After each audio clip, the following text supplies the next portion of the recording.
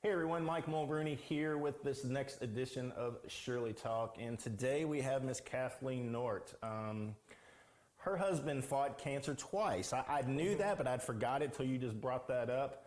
And in full disclosure, her family really rallied around Shirley's way when we started. Her husband, Tony, was there 8 siblings, 9?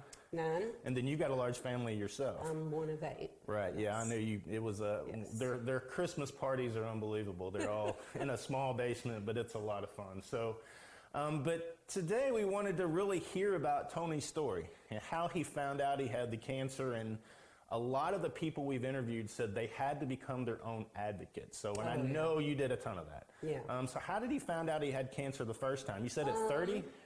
The first time he was 30, we had a 4-year-old and we had a not yet 2-year-old. And we buried his mother in March or February.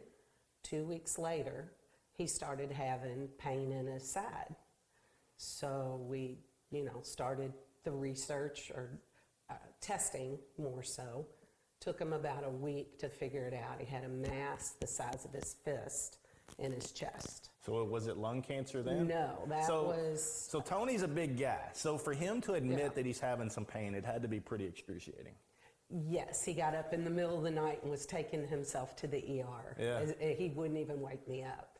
But when they finally diagnosed him, they came up with Hodgkin's lymphoma. Okay.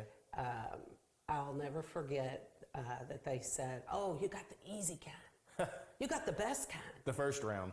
The first round, yeah. And we were like, well, okay. Good. Yeah. But that always made Tony mad because, yes, while it had a very high success rate, you have to go through hell. It's a lot. To a lot get of through treatments. Yeah. Yeah, so he did, 6 months of chemo, and then he did so many weeks of radiation from here up, and then so many from here down. And so after a year, we were through that. Went on with our life. He was in great shape and, well, not great shape, but we went on and had that 3rd child. Right. That was a scary thought, bringing another child into the world, knowing that, he could have a reoccurrence anytime. So when he was 50, he started coughing in the middle of the winter, and we just assumed that he had a cold. So it was a pretty persistent cough. Persistent, constant, dry cough. They kept giving him antibiotics, and finally he started testing. Right. And Louisville tested him, CTs, they did PET scans, they did everything. Nothing showed up in their eyes. So what forced them to finally do some sort of... Tony forced them. So a cancer test. I mean, I don't even know what that is. So you got a persistent cough. It goes for 3 months. What do you tell them? What do you tell the doctors? He started coughing in February, and in September was when he was diagnosed. So he went that long. So I'm sure, his... What kind of test was it? Was it a blood test? It was bronchoscopy, I think. They go down... And when they did that, they were able to find it. But if you looked at a scan for Tony in his lungs, the doctors would automatically say, "Oh, you've got pneumonia." Well, he didn't have pneumonia. He had so much scar tissue and the type of cancer that came back, which, by the way, came back because he took all that chemo. I forgot, but he remembered that they told him, "Look, we'll cure your cancer. That's not a problem. 20 years from now, you're going to get leukemia. You're going to get, lung cancer." Because it just doesn't go away? I mean, it just spreads other places? Because of the chemicals and the toxins. So the chemo spread it through his body? No, the cancer was totally unrelated. His second cancer was totally unrelated to the first. Okay. It's from taking radiation, taking chemo. That stuff destroys your body. It does. It destroys your body. A friend of mine, before she died, she sent a bunch of pictures of the scars and that she had from the radiation. It burned her body. It really did. It's 3rd-degree burns. Yeah, he had burns all around his neck, and we were putting prescription lidocaine on it. It was But long story short, 20 years after his first cancer, it came back. And he said, well, they told me it was going to. Like, no big deal. He was I mean, he would talk about cancer like he had the flu, like it was no big deal and he was going to beat it, the way he would talk in public about it. We knew. When it came back as cancer in his lungs, we knew that it was a matter of time. Right. But Tony being Tony, he was very active in the community with, Cancer Society and the cancer walks and Friends for Life. And the morning after he was diagnosed with cancer, he went to U of L Med School and spoke to the med students. He had already had it scheduled, and he said, I'm not canceling it. Right. Went to talk to the med students about how you talk to a patient when you're diagnosing them. Mm-hmm. So, he was always busy doing something like that. I remember seeing pictures when he had the chemo tubes hooked up to him, and he was sitting there with his laptop working the whole time. Yeah. Yeah, he was a director at Norton Healthcare for biomedical engineering, and he'd have his little chemo room, and he'd have the vice president of nursing come in and have a meeting with him. Well, all of his nurses would freak out because they were like, why is she here? Why is she here? But, he just conducted his business right there. He kept on working and kept on working. Yeah. I mean, his attitude, and y'all had bracelets printed up that I believe it said, why not me? Why not me? He said that from day one. He said, look, as long as it's not you, as long as it's not my kids, I'll take it. Yeah. I'll take it every day. So instantly I instantly started to research. Tony never researched. She never wanted to know. I think Tony knew from day one. Yeah, I think a lot of them do. He just turned it over to me and let me go. And I figured, we're in a tough situation here, so we're going to go to MD Anderson in Houston, which is the top cancer facility. And his oncologist there was ranked #1 in the United States. And you don't just pick up and go to Houston every other month and, you leave work. You have to fly. You could drive, but we were very fortunate. We have family that... Y'all had a fundraiser that I'd attended, and I'd never seen that many people show up. So your family has touched so many lives here in Louisville. It's amazing. There's not many people that don't know a Nort here in Louisville. No. But they gathered around this, and it was so heartfelt to watch because, they raised a ton of money. And they did. It was unbelievable to see. And we didn't want to do it. No, I know. In the beginning, we did not want, they offered it to us, and we said no. But once we went to Houston, and they said, first of all, they told him he was stage 4 there. They were able to read his scans, his lungs, where Louisville, they saw the same scans Houston saw. But that's just the perfection down there. I mean, what a lot of people don't understand is and doctors are phenomenal, don't get me wrong, but one doctor might have a little stronger expertise in one thing, and another doctor might have stronger in something else. Right. They don't all have the same expertise, so running a test and reading the test at one place is totally different than another. Right. So the doctor that we saw there specialized in lung cancer, and I'll never forget, he told us, he put his hand on Tony's lap when Tony said, can you tell me what stage? Nobody's ever told me a stage. And he put his hand on his lap and he said, well, Tony, you're stage 4. Wow. And he just looked at me and he said, I want to go home. I said, now? It was 5 o'clock in the afternoon. He said, I need to go home to my kids. Yeah. So they put him on a drug that was fairly new at that point. Allison Miner was our pharmacist. Yeah. When we went to fill it, she said, I've never heard of it. But, she took it as a learning experience, and she learned all about Tarceva. And so he was on Tarceva for a while, and then when that started to fail, then we had to go back to traditional chemo. Right. Originally got a 6-month prognosis, and he lived 3 years. and 3 quality years. I mean, he couldn't run or anything like that. No, but you all got some good time together. Oh yeah, we did a lot of family stuff. That was the main, most important thing, because like you say, our family, he's got 8 siblings, and they did everything together. Yeah. Yeah. So, and I like to think that, you know, something good comes out of things. You know, we live in a broken world. Yeah. I agree. We live in a broken world. Nothing's perfect. People die. People get sick.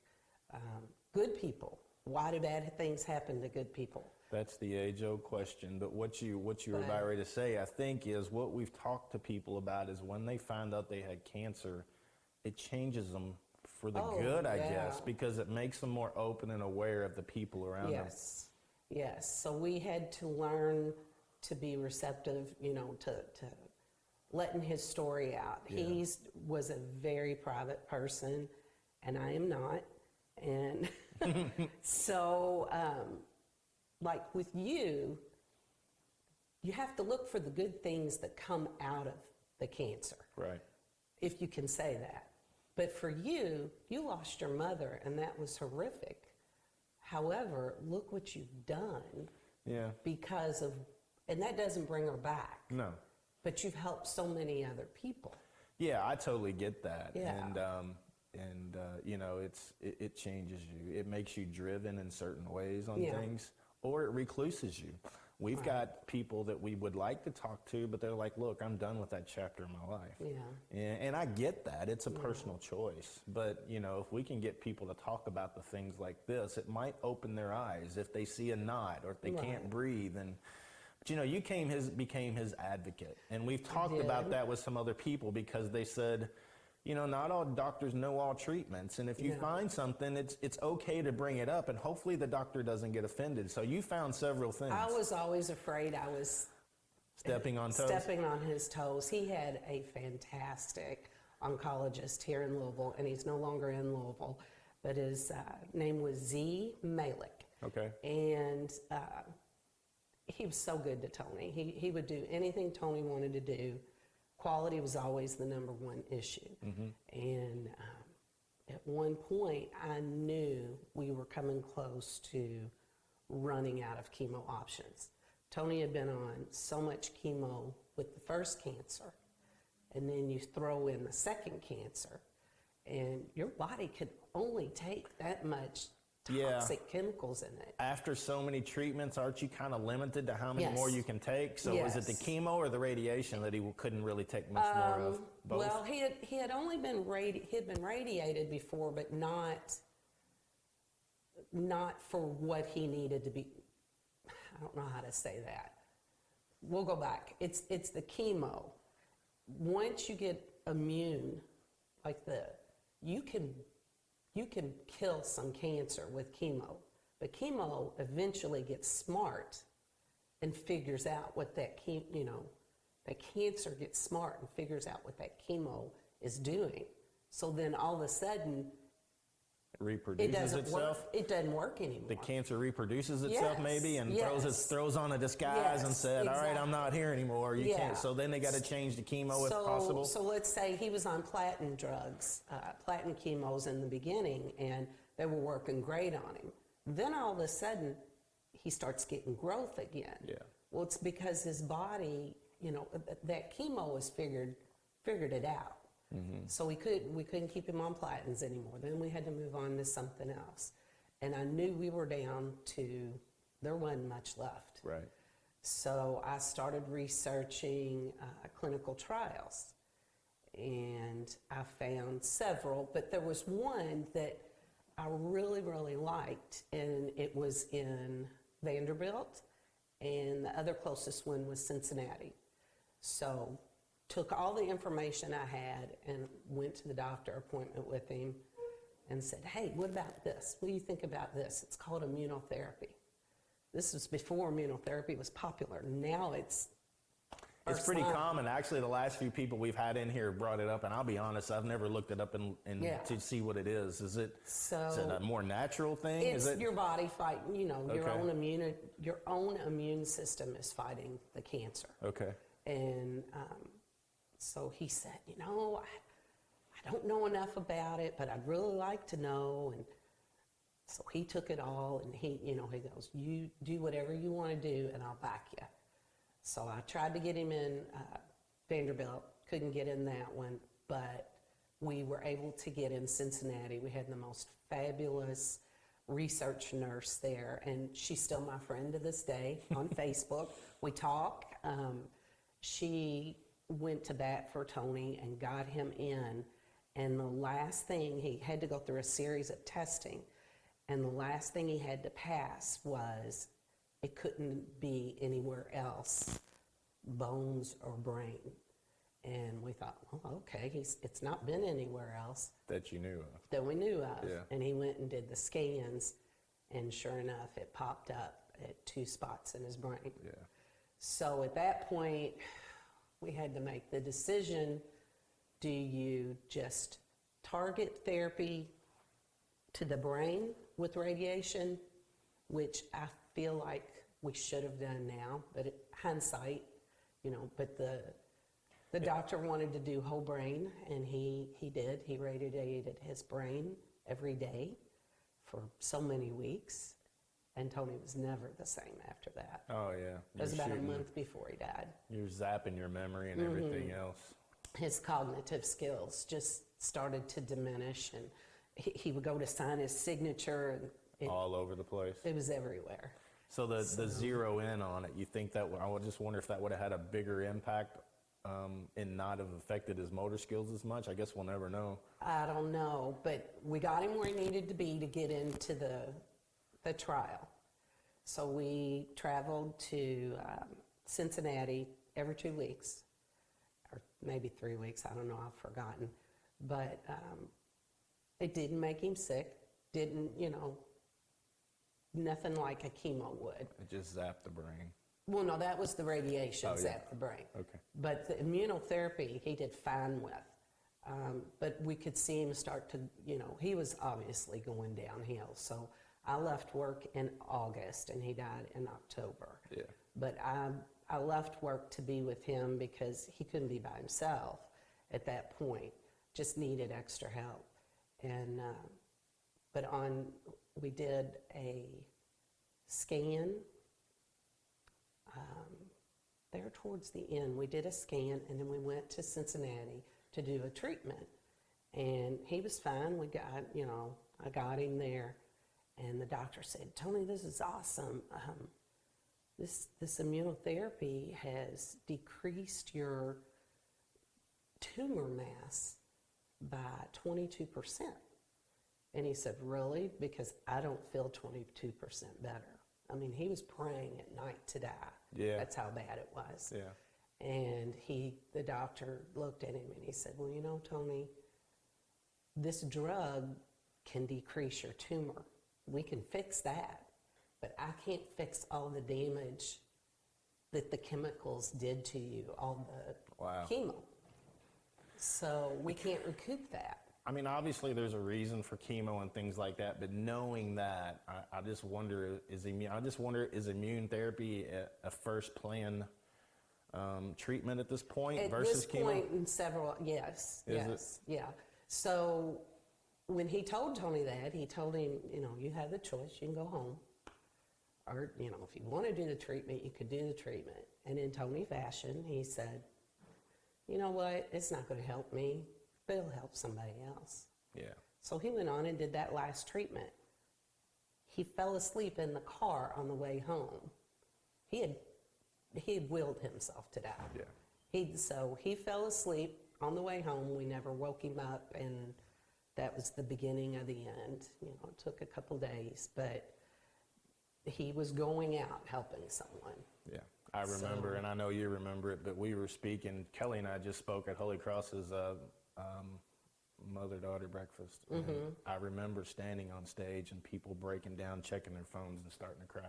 Oh. I'll never forget Yeah, that. he died right when that happened. Sure did. Yeah. We're standing right there, and apparently everybody's messages, people started getting messages about what happened. So. Yeah.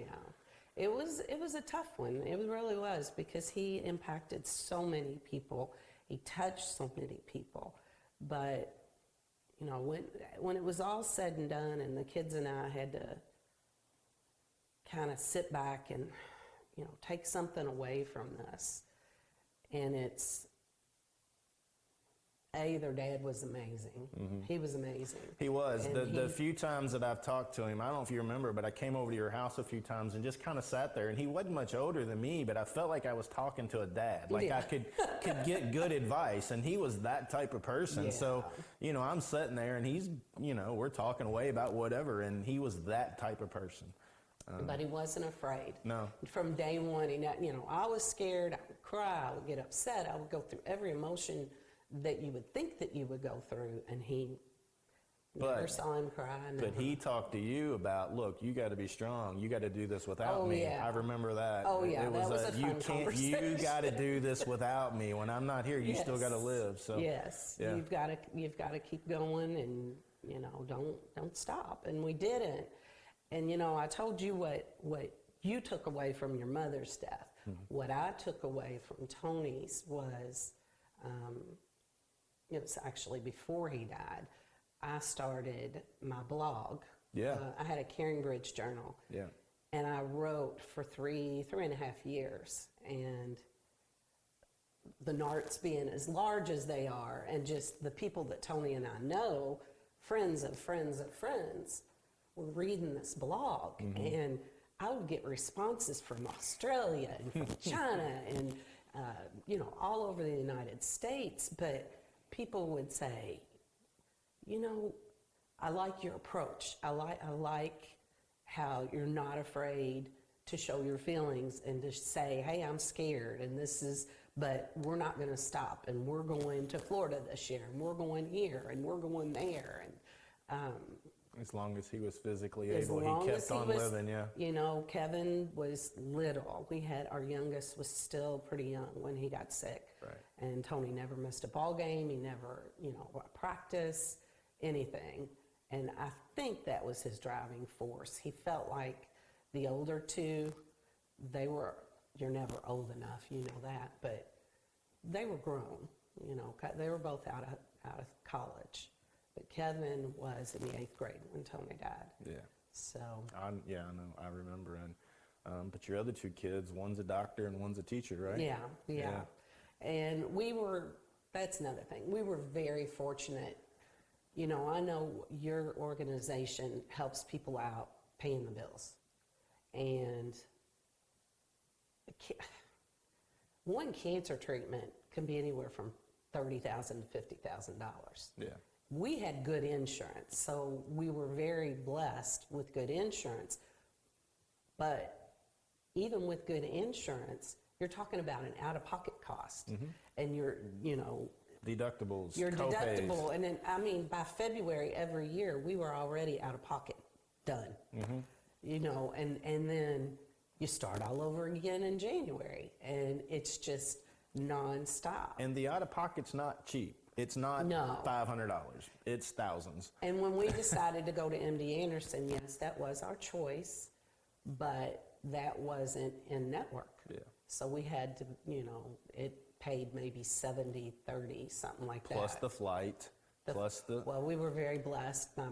My brother-in-law has Right. gazillions of points. Yeah, he's the he's umpire. a major league still, umpire. But still, if it wasn't for that, if it wasn't for that, we've had people that had to go to Anderson once a week for treatments, and I haven't said this much, but my mom, they didn't have the money for her to go for any type of special treatments, and they just said, what else can we do? We can't afford to go these places. That's why it wasn't an option. That's why we agreed to the benefit. Yeah. Because we knew when they put him on Tarceva and they said, Allison said, it's $1,800 a month.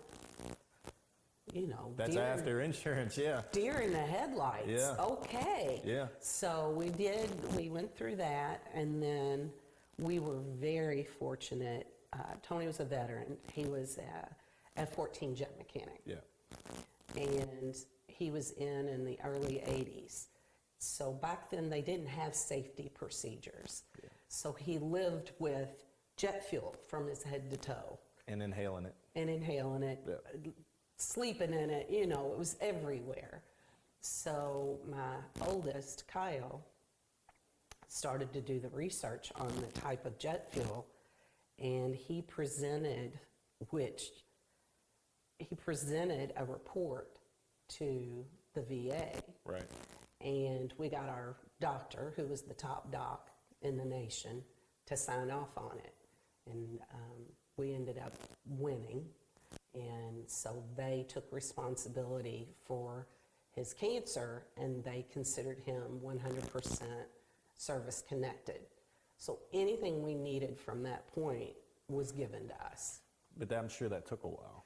It took a while, and we were lucky, because Yeah. not all veterans You're right. get that quick. I mean, that had to be an act of God. And they should. It really did. And they should. Oh my goodness. I'm a firm yes, believer they in taking should. care of our veterans, I'm for sure. trying to help someone right now go through the same process, and it's just not been easy. But, you know, when it came time we needed a hospital bed, or we needed the power chair or the lift on the back of the car, and, you know, they gave us all of that. And then anything that our insurance didn't cover, they would pick up. It's amazing. So we were very blessed. Yeah. But I know that's very unusual. Yeah. And so as a family, the Narts didn't grow up with much. Yeah. You know, Yeah. the Walshes didn't either. We're South End, Dixie Highway, you know, 8 and 9 kids. In a 3-bedroom house. In 3-bedroom house and 1 bathroom. That's right, yeah. There's not a lot. So Christmas to us is more getting together. Spending time together. There's not a lot of gift giving Yeah. when your family is, you know, now at this point we have 29 grandkids and we have 3 great grandkids. You know, we got new babies coming in, and so each year since Tony died, we have either adopted a family, and it's always cancer related. We either adopt a family and we don't buy gifts for them, we give them cash. Yeah. Because that's what they need. That's, you know, you got to keep your lights on, you got to pay that mortgage, you got to, you know, a lot of kids choose to put their children in Catholic schools. And that's important to yeah, people. it is important. Yeah. So one year, I think we gave it to You did. Shirley's Way. We didn't were the recipient, like the That was second a year fun. we It started. was a fun yeah. Christmas. Yeah, it was fun. Yeah. Everybody in the basement, you couldn't hardly move. There were so many of us. So. Yeah, we usually don't have it in that tight of quarters, Yeah, but at Jim's place. but we went to Jim's that year, and that's what we did. We gave Shirley's Way, and just already a few days ago, our joint text with 16 of us, you know, the siblings and the spouses, it's already gone around, and we've already selected a family that's going through something very similar that we went through. Yeah, I can't. Yeah. Well, if nothing else, hopefully they heard today that you have to be your own advocate. Oh, you have to, yes. Again, the doctors are phenomenal, but they're not 100% versed in every treatment out there. And you figure a doctor, how many patients do they have? I know. And they have to go home and be dad or mom. They can't think about you 24/7. So I would can't- almost say they would probably, most of them, I hope, would appreciate somebody doing the extra research.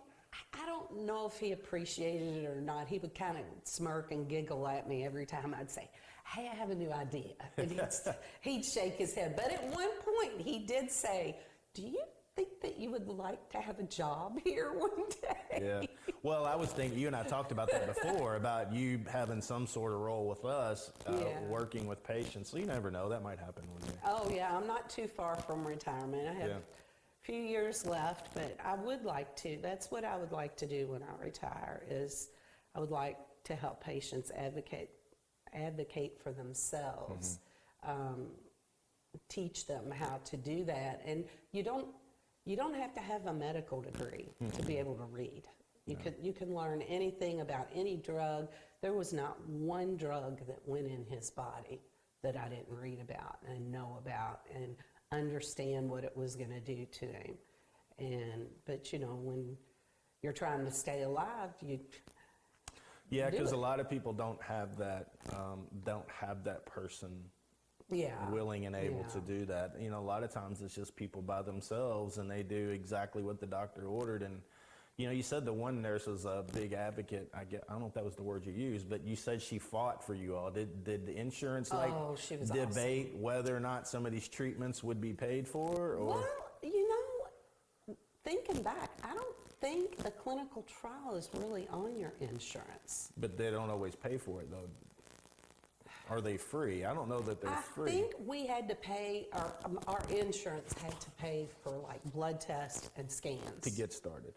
To get started. Kind of a stamping point, And then starting point. once yeah. we got in it, I can't remember who the maker of Opdivo is, but they pay for the scans. At least that's what Right. it's been 6 years. I don't remember, Uh-huh. but I don't remember paying much. But at the end, on his last treatment, Louisville got that trial here at Norton Healthcare. So our doctor talked to his research team, you know, we're Talk always... about the potential. Yeah. Yeah. And then it's since been approved, and it's like a first-line treatment for many patients. And, you know, I love to open People magazine and see the Opdivo commercial in it, because I'm like, hey, you know, he was a pioneer for that. That's So, another part of his legacy, you know, yeah, being yeah. started and gave his comment of it won't help me, but it might help somebody Oh, else. yeah. That was probably, you know, that may have been something that kind of helped push it towards getting it here, really, you know. Yeah. He would do anything for anybody when it came to cancer. He just, his hardest part was kids. He Right. never understood why kids have to go through that. Yeah, and So, we see several that come through here, their parents, and you know they're about to lose everything they have because they're fighting for their kids, and who wouldn't do that, you know? yeah, So yeah. Oh, you do anything. When you have the fear of losing someone that you love, you will sell your soul to the devil. climb mountains. Yep. No, I agree. Yeah, you will. Well, So, thanks for your story. I You're hope it welcome. helps people. If you're listening, you've obviously subscribed to our YouTube channel, but please spread the word. We're trying to tell these stories, and if you have a cancer story, we'd love to hear you. Send your story to us at info@shirleysway.com, and we'll see if we can get you in here. I think we could do some remote interviews if you're not in Louisville, Kentucky, and we would love to get your story. So thanks for tuning in, and we'll talk to you next time. bye.